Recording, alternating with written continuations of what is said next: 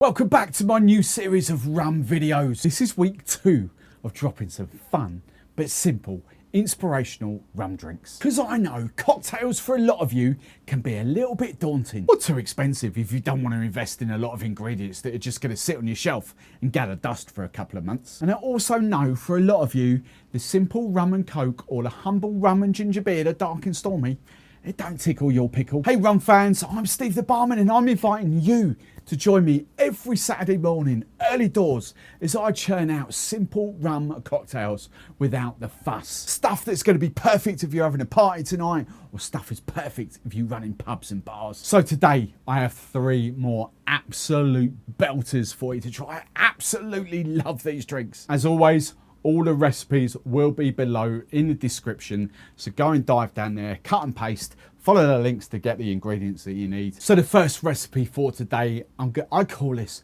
Lost in the Tropical Seas. This is a brilliant, it's a head turner. I guarantee everyone loves blue drinks. They're lying if they say they don't. Really, really simple. It gets its name from lost years, but it's just saving the sort of baby sea turtles. It's a Navy strength, 54.5%, nod to sort of Jamaica and Barbados in there. We've got blue stuff, but I urge you to go and check out Katie and Dan as well at Stratford Sodas. So kind of soda waters with low sugar, natural sugar, but without the carbonation, without the gas. They don't make me burp, which I absolutely love. So I'm going for my my cool little barfly jigger actually. The first time, I've used it previously, but the first time I kind of used this. So I'm going 45ml, 1.5 ounces of lost years sort of rum in there, which is gorgeous. I'm going 15ml. Now this will be kind of your sweetener. As I say, these are low sugar. So this will be kind of your sweetener. So I'm going sort of 15ml, 1/2 ounce of your Blue Curacao. Look at that. And then, I tell you, you're lying if you don't like blue drinks. I'm just going to top it up with this tropical soda. Look at that. It's about half a bottle. Perfect. You can give this a little stir if you want. Kind of combine all that in. And all that needs to finish that off, to make that look fantastic, in your glass baked bean tin with a handle. It's a flipping pineapple, isn't it? You could go sprig of mint in there if you wanted to. Lost in the tropical seas. Oh my God. It's kind of, if you haven't realised, it's kind of a nod to the Tingray, which is a Jamaican drink, you know, it uses like Ray and Nephew Ting grapefruit soda. I thought, we can do a little bit better than that, can't we, in the UK? We can use some UK products. Let's call it Lost in the Tropical Seas. Delicious. Punchy. It's fun. The sort of tropical notes, the coconut, the pineapple in there with that rum. You don't need a Tingray. You don't need Jamaican Ray and Nephew, do you? Get yourself some lost years. Cheers.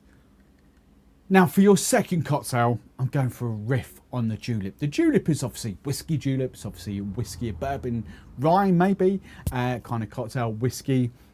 Bitters, a tiny bit of sugar. It's kind of like the mojito without the citrus and the soda, if you like, if you want to call it that. Now, Cornish obviously gets its name from the Cornish rum. Be my guest, swap out the rum. But I'm Cornish, I'm going to be loyal to my fellow Cornishmen, of course I am. So I've got Rosemullion Dark here, Gold, 43%. Absolute belter of a rum, I love it to bits.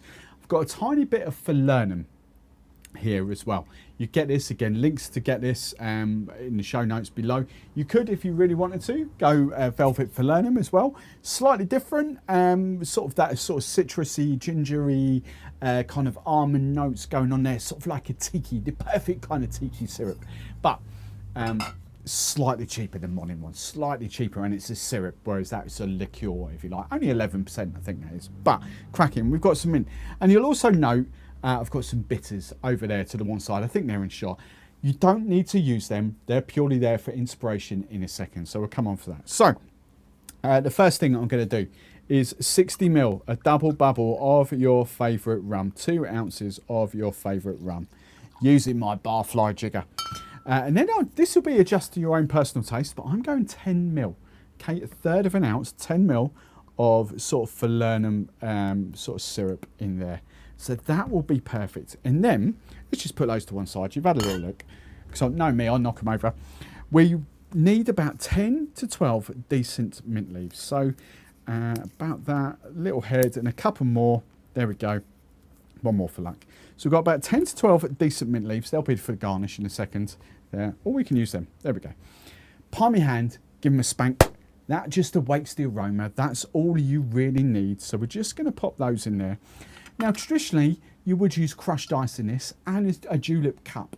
But I'm going for glass, obviously, and normal sort of supermarket ice. So I just want to show you the same effect is possible.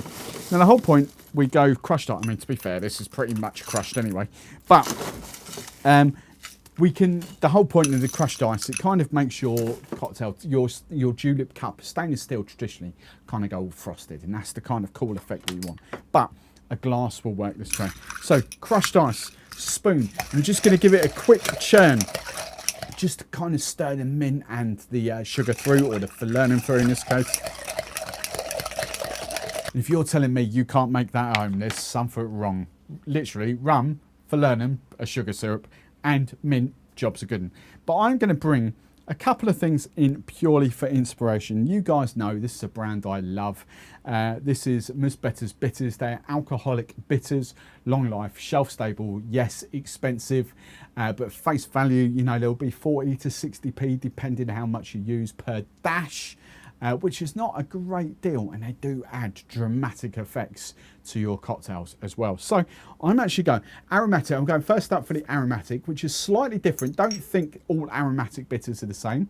Angostura will taste very different to Miss Better's Bitters aromatic, and Peychaud's again will taste very, very different. So your own sort of whichever aromatic bitters you fancy, and you don't have to use these in the cocktail at all. There we go. That's a bit too much. I'm going to use about 1/3 of a pipette. There we go. Just pop that in, and I'm going to do. Oh, the notes of that, my favourite. I love these. These are perfect. There's pineapple and star in these bitters. So. Again, about the same, about 1/3 of a pipette. There we go. Then I'm just going to, we'll put them to one side. I'm just going to kind of add a tiny bit more crushed ice. Give it another little churn, just to kind of combine those bitters. And then top up with even more sort of crushed, cubed. Supermarket ice is perfect for this because it's not the best ice anyway, but it's kind of perfect for your like crushed ice drinks. And then the trick, as always, sprigs of mint, like a little mint bush, kind of awake the aromas there. Pop that in, and then the straw, as I always say, goes beside the mint. So when you have a little sip, it's the mint that's going straight up your nostrils. Cornish Julep, that is fantastic. It's so, so good. The bitters are not lost. You don't have to use them. You really don't. But the bitters are fantastic in that. The rum is fantastic. It is rum forward with a slight bit of Falernum in there. I do kind of like that. It's really good. You know, a lot of traditionalists are going to go for the J.D. Taylors. Of course they are. But, you know, it's fun in it. Oh, that is so, so good. Now, the third and final cocktail for this week is a personal favourite of mine. Has been for a lot of years. It's been touted by Havana as a traditional Cuban rum serve. I've never been to Cuba. I can't claim any authority on that. I can only go by Havana marketing. Now, you could sort of loosely refer to this as a honey daiquiri as well, but it's not different. It's just served up different. But oh my God, it's good. So this is the Cancháchara. Cancháchara. I can never say it properly. I don't even know how it's properly pronounced. Again, I'm not Spanish. I haven't got that influence. You know that I butcher names left, right, and centre. Cancháchara. You'll see it on screen anyway. You kind of see how it's spelled. Go and do your own research. Go and talk to Cubans. I'd love Cubans. Get in chat to me. In fact, like, tell me how. Spell it phonetically for me. But traditionally, as I say, Havana do tout this as one of their serves, but we can do better. So I'm going Ron Cube for this. I'm going Monin honey syrup. Got some lime juice in there. Got a lime wedge for garnish. I've got my Diablo kind of rocks glass as well. Links for all this stuff will be below. But crucially, we're going for a 60ml double bubble of a decent kind of Cuban rum. And I think the Cuban Añejo, hopefully you've seen that on the close-up. Can we give you a close-up? There's a close-up on that. The Cuban Añejo is phenomenal. It's got this kind of fruity nose to it, without it being kind of like, it's heavily wood, I don't know what the word is, like wood dominant as like Havana 7-year-old or something like that. And I do love that sort of añejo vibe with it. Havana Especial would be great in this as well, but the coupe is amazing. So 60ml double bubble in there. Let's pop that to one side. Adjust the taste. Now, crucially for this, the recipes I do see equal amounts of honey syrup or honey sugar to lime juice. So you go for your absolute life. This is Monin honey syrup. Now you could make it for yourselves at home. I would say 2 parts honey to 1 part water. You just want to make it a little bit looser. But I've been buying this and using this stuff for years. It's great. The advantages of making it yourself, you can use your favourite honey. You know, all those different honeys out there will make completely different honey syrups. But you know me, I like fat-free. So 30ml sounds a lot, but it's a 1 ounce. But we are going to balance that out with 30ml of lime juice as well. All right, so 30ml of lime, 30ml of honey. That is your Cancháchara. I'm really sorry. I need elocution lessons because I really can't do foreign languages or anything like that. And that's simply it. It's just stirred over ice, preferably not when it's like 38 degrees outside and your ice melts within seconds. But you know, garnished with a wedge of lime. This is flipping delicious. I've seen some of my Discord community maybe call that a honey soother or whatever, but Cancháchara. Cheers. And it's a daiquiri lover. That honey. Oh, that is so good. Honey and rum. There you go, peeps. This week's 3. They're so easy. If you can't make these, give up. Generally give up. They are so easy. Amazing cocktails without the fuss.